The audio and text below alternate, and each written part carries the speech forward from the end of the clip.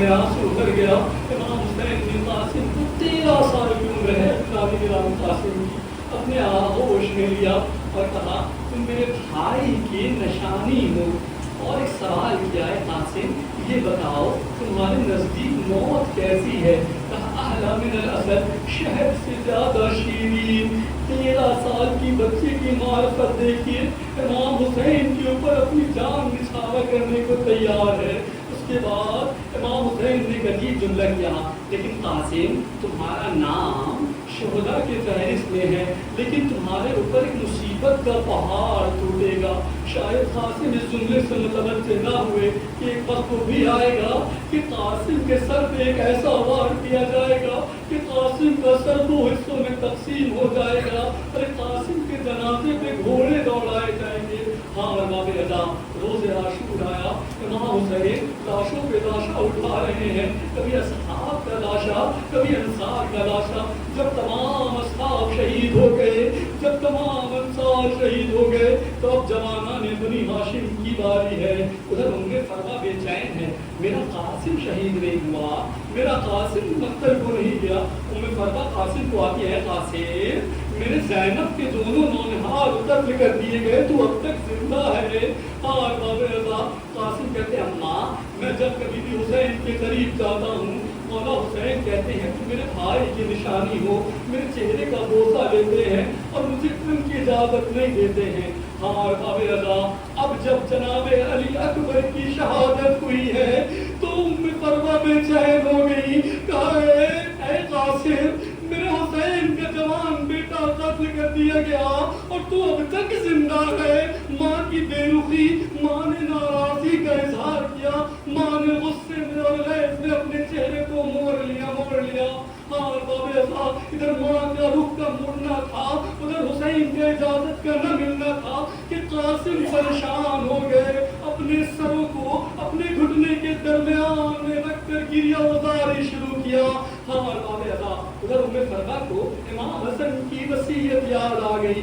قاسم کے قریب آئیں، ایک مرتبہ تعویذ کو کھولا، کیا دیکھا کہ اس تعویذ میں عجیب جملہ لکھا تھا. امام حسن فرماتے ہیں اے میرے بیٹا قاسم ایک وقت مصیبت کا آئے گا جب میرا بھائی حسین دشمنوں کے درمیان گھرا ہوگا، اس وقت میری طرف سے اپنی جان کو میرے بھائی حسین کو قربان کر دینا. اور باب رضا یہ سننا تھا کہ قاسم چاند سا چہرہ 13 سال کی عمر حسین کے قریب جاتا ہے. اے مولا حسین یہ دیکھیے آپ کے سامنے تحریر لایا ہوں، اس تحریر کا دیکھنا تھا کہ حسین نے اتنا گریہ کیا کہ پہلی دفعہ حسین لرزا کر گر گئے. اب جب آنکھیں منہ کھولا ایک مرتبہ کہا ہے قاسم یہ میرے بھائی کا حکم ہے، جاؤ تمہیں رن میں جانے کی اجازت ہے. 13 سال کی بچے کو بھائی کا امامہ پہنایا، خود سے آمادہ کیا، دودھ بھی لے کر گھوڑے پہ سوار کیا. اب جو گھوڑا مقتل کی جانب چلا ہے تو علی کا پوتا اس طریقے سے جنگ کرتا ہے کہ 7